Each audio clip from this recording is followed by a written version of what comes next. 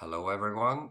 I'm back, and this time I'm going to talk about a series of lectures that I'm planning to give, not at university because I'm not there anymore, but to the general population.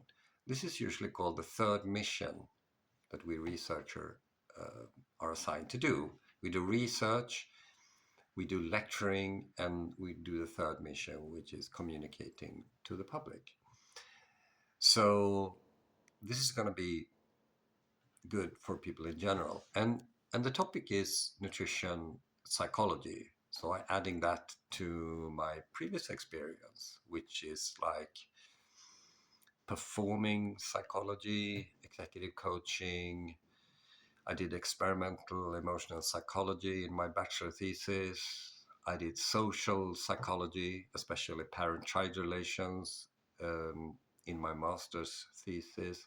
And in my doctoral thesis, I created a leadership model that influenced social creativity for innovation and problem solving. So, why do we need nutrients? Well, part of the answer is that Finland has. I'm residing in Finland at the moment, and Finland has a mental illness crisis, and the government claims that this illness crisis is costing Finland 1 billion euros a year. That's a lot of money. And they say that it's equal to 26,000 people on sick leave, full-time sick leave.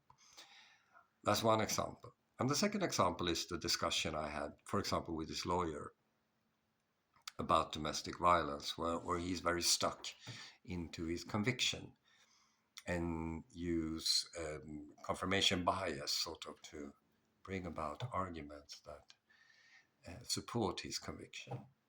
Now, this is actually explained in the psychological science by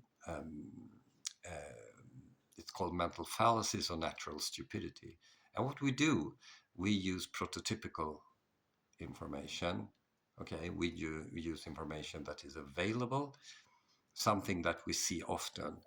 A third, just information that is accessible, very easy to access.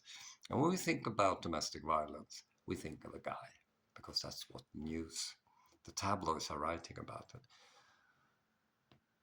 Now that's a mental fallacy, and it could actually be due to malnutrition. So what we need to do is something called disjunctive reasoning, which is very hard actually.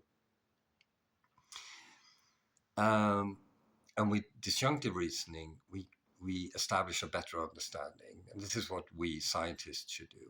But I want everyone to do that. And that's why I'm inviting people to these lectures. So on the one hand, we're trying to arrange it on site.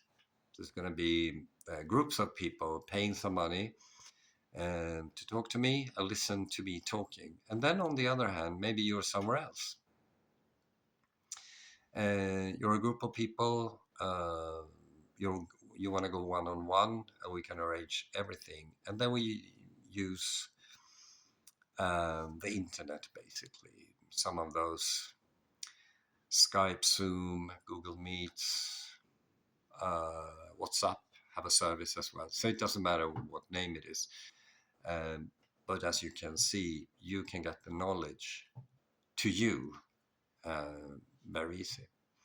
So I'm going to post, I already posted yesterday a picture and a link to the article I wrote about it.